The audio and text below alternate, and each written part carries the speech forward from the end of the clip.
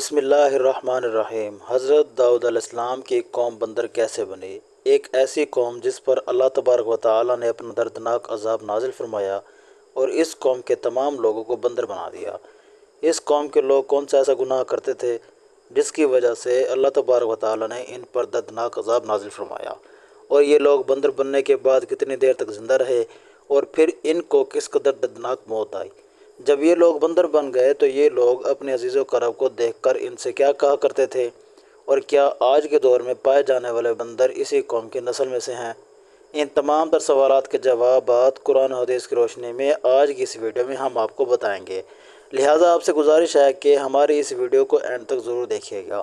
انسانوں کے بندر بننے کی ابتدا حضرت داؤد علیہ السلام کے دور سے ہوئی۔ اس واقعے کا پس منظر کچھ یوں ہے۔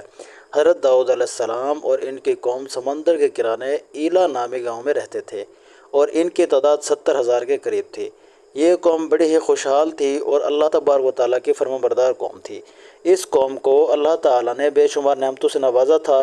ہر طرف سرسبز و شاداب باغات اور ہر طرف ہریالی ہی ہریالی تھی اور اللہ تبارک و تعالیٰ کی بے پناہ کرم نوازی تھی۔ یہ لوگ اپنی زندگی میں بہت ہی خوش تھے۔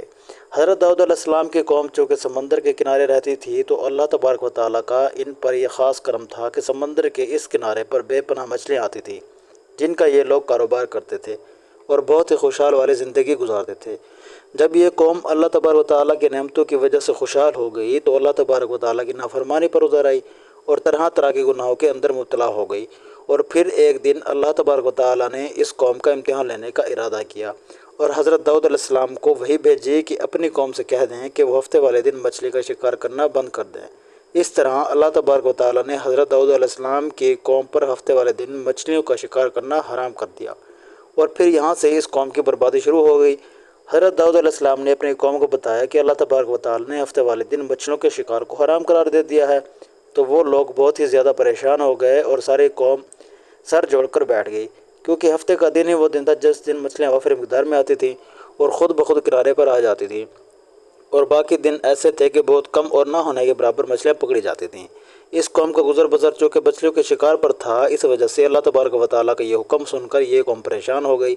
یہ نہیں جانتے تھے کہ اللہ تبارک و تعالیٰ کی طرف سے یہ ایک آزمائش ہے۔ پھر ایک دن شیطان نے ان کو وسوسہ ڈالا کہ سمندر سے نالیاں نکال کر خشکی میں بڑے بڑے حوض بنا لیے جائیں۔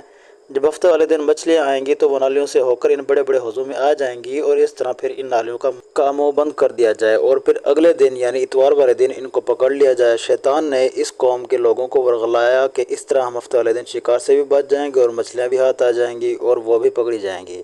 بہت سے لوگوں کو یہ ہلا بازی اچھی لگی اور انہوں نے ایسا کرنا شروع کر دیا اور سمندر سے چھوٹی چھوٹی نالیاں نکال کر بڑے بڑے حوضوں میں ڈال دیں، جس کے ذریعے وافر مقدار میں مچھلیاں ان حوضوں میں داخل ہو جاتی۔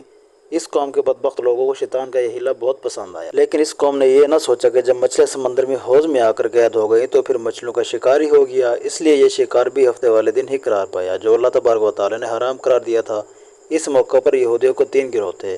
کچھ لوگ ایسے تھے جو شکار کے شیطانی ہیلے سے منع کرتے تھے اور ناراض بیزار ہو کر شکار سے باز آ جاتے، اور کچھ لوگ اس کا کوئی دل سے برا مان کر خاموش رہتے لیکن انہوں نے شکار نہ کیا اور دوسروں کو منع بھی نہ کرتے، بلکہ یہ لوگ منع کرنے والوں سے یہ کہتے کہ تم لوگ ایسی قوم کو نصیحت کرتی ہو جنہیں اللہ تبارک و تعالیٰ عنقریب ہلاک کرنے والے ہیں اور ان پر دردناک عذاب نازل فرمانے والے ہیں۔ اور اس قوم کے کچھ لوگ ایسے تھے جو سرکش اور نافرمان لوگ تھے جنہوں نے اللہ تبارک و تعالیٰ کے حکم کی اعلان مخالفت کی تھی اور شیطان کے ہیلے بازی کو مان کر ہفتے والے دن شکار کرنے کے لیے شروع ہو گئے۔ لوگ اللہ تبارک و تعالیٰ کے حکم کے کلم مخالفت کرتے اور ہفتے والے دن مچھلیوں کا شکار کرنے اور ان کو کھایا کرتے اور بیچا کرتے۔ پیارے دوستو، حضرت داؤد علیہ السلام کی قوم کے 12,000 ایسے نافرمان افراد تھے جو منع کرنے کے باوجود ہفتے کو ان نالیوں کے ذریعے شکار کرتے رہتے۔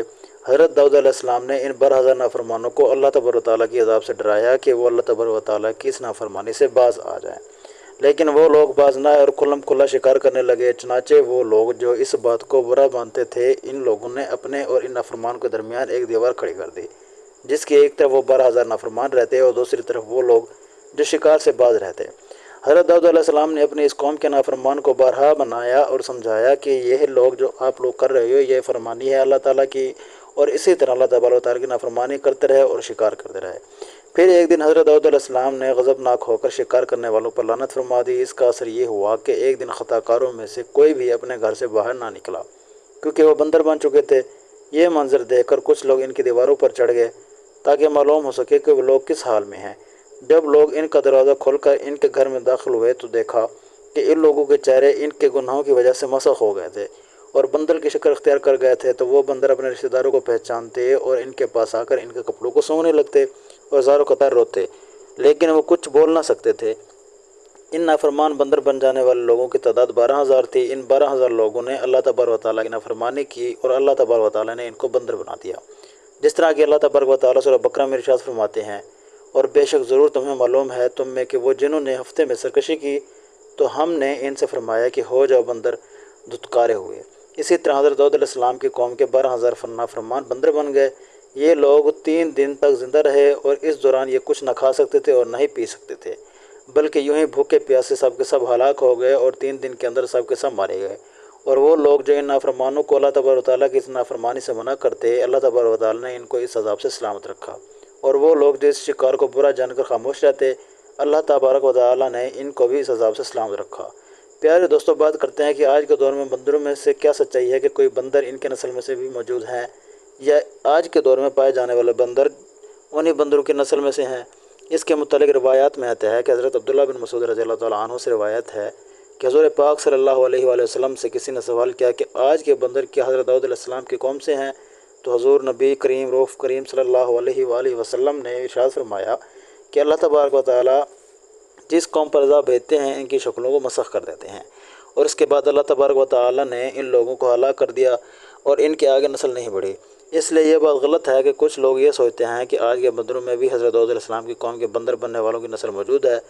ایسا کچھ بھی نہیں ہے۔ وہ لوگ صرف اور صرف 3 دن زندہ رہے اور اس کے بعد سب کے سب ہلاک ہو گئے، اور اللہ تبارک و تعالیٰ نے اس قوم کے نافرمانوں کو صفحہ ہستی سے مٹا دیا۔